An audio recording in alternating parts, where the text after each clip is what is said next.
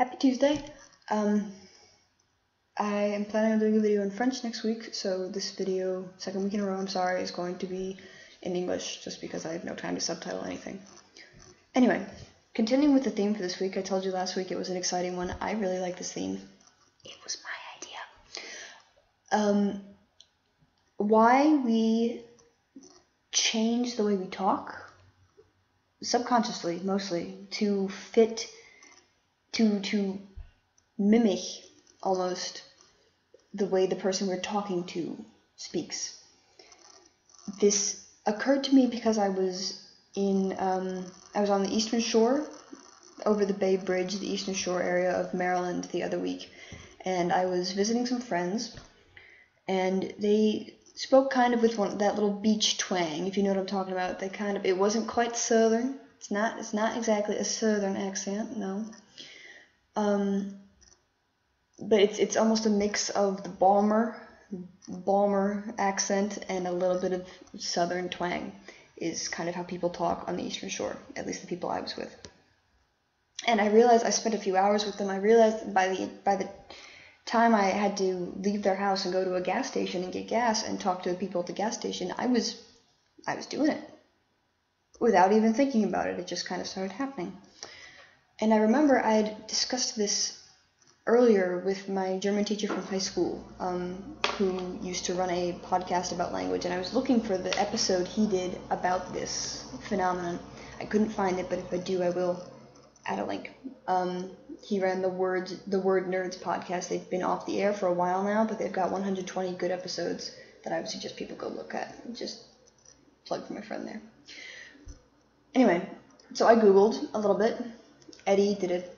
I'm very proud of him. Good job on the German yesterday, Eddie. That's also why I can't do German today. Wow, way to take my language, bro. I'm kidding. Mostly. Anyway, I Googled, back on topic, I Googled it up a little bit. That was probably not a verb. And I found a few articles, like from the Daily Mail, so not exactly the most super scientific source. But scientists have apparently conducted an experiment. So I'm going to read from the article. The article says, an experiment with lip reading has found that the brain subconsciously tries to copy the speech patterns of total strangers. It says, researchers who made the discovery believe accent mimicry is part of the brain's inbuilt urge to emphasize and affiliate with other people, and we don't even need to hear them saying the words out loud. Psychologist Professor Lawrence Rosenblum of the University of California asked volunteers to watch a face on a video screen silently speaking 80 simple words like tennis and cabbage. The volunteers all had good hearing and none had formal experience of lip reading. They were asked to identify the words by saying them out loudly and clearly, and to help they were given a choice of two words, a right one and a wrong one, such as tennis or table. They were not asked to imitate or impersonate the talker, just say what the word was. But amazingly, the test showed they were more likely to repeat the word in exactly the same accent used by the speaker rather than their own accent. Skipping a little bit down to the bottom of the article. Past studies have shown that we have a subconscious desire to copy the movements, gestures, and speech patterns of those we are talking to, known as the chameleon effect. This also happened to me when I was in German. Do you ever spend so much time with one person or one group of friends that you start picking up some of their lingo, some of their slang, some of their hand movements? I did that. I didn't necessarily come back with a strong Baden-Württembergischen accent. I don't have that. I do sprinkle my speech now with a little bit of Baden-Württembergischen slang. I'll say bissel instead of bisschen. I'll say nett instead of nicht. Without thinking about it, they just kind of slip in there. It doesn't happen all the time, but it happens. Gell has snuck onto the end of my sentences. I'm remembering a time right now. I'm thinking of a time. We were in Munich with some of my friends who did not speak German, so I was the official interpreter. But at one point, one of them was talking to the train conductor, and he was speaking to her in English, and whenever he spoke in English to anyone in Germany who was not in our group, he would put on this very affected accent, like to take away the Americanism of his accent completely.